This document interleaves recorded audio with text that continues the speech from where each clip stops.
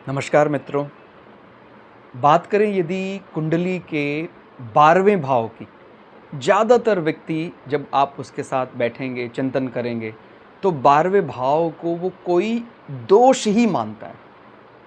माने अगर लग्नेश 12वें में चला जाए, उसका चंद्रमा 12वें में चला जाए, 12वां भाव बलवान हो, तो भी व्यक्ति उसको कोई ज़्यादा अच्छा नहीं समझता। उसको लगता है 12वां भाव यानी केवल पैसा खर्च करना, व्यय करना। लेकिन वो एक बात भूल जाता है कि 12वां भाव हमारा फाइनल मोक्ष, हमको अंततो गत्वा, देखिए ये तो बात तय है, जाना तो पड़ेगा ही, इच्छा हो या ना हो।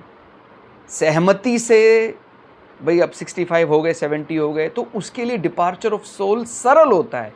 जिसके 12वें भाव में चंद्रमा का, लग्नेश का संबंध बनता है, कोई बहिर्मुखी प्लैनेट जब 12वें भाव में चला जाता है, जैसे राहु को सामान्यतः हम 12वें भाव में कुछ केसेस में अच्छा नहीं मानते, हालांकि इसके कुछ एक्सेप्शनल भी हैं, लेकिन सामान्यतः 12वें में अगर राहु होगा तो उसको चीज़ों को छोड़ने में दिक्कत आती है।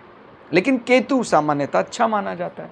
तो अगर आपको 12वें को बैलेंस करना है तो क्या करना है, माने वो ठीक है, शुक्र जैसे एग्जॉल्टेड होता है 12वें में, तो वो शॉपिंग ज़्यादा करने का शौक, यानी पैसा खर्च करने का शौकीन होता है, ज़्यादा खर्च करना चाहता है। लेकिन आप एक ये भी बात समझिए, एक प्रकार ये जो खर्च करने वाला व्यवहार है, ये उससे भी मैच करता है कि भाई मैंने बड़ी मेहनत से कमाया है, लेकिन जब मुझे अपने ऊपर लगाने का जब समय आएगा तो मैं उसको इसी प्रकार से लगाऊं कि मेरा धन तो है नहीं, जो मैंने कमाया था यही कमाया है, यही अपने ऊपर लगाया है।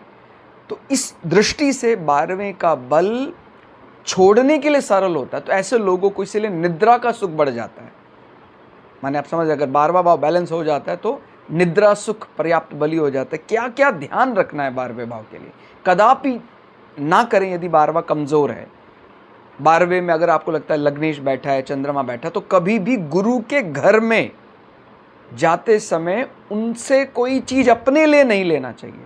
उल्टा गुरु के घर में अपने से कुछ लगाने का प्रयास करना चाहिए कि भाई आश्रम में हमें, धर्मशाला में हमें कुछ वैसे ही मिल जाए। जबकि हम अगर डोनेशन करते हैं गुरु के लिए, आश्रम के लिए, मठ के लिए, तो फिर 12वां भाव और बली हो जाता। तो आप समझ रहे हैं, कई लोगों को ये व्यवहार रहता है कि भाई गुरु के यहाँ भी हमें ऐसे ही रहने का मौका मिल जाए, कोई मठ मंदिर में ऐसे ही रहने का मौका, तो फिर 12वां भाव और प्रताड़ित करेगा।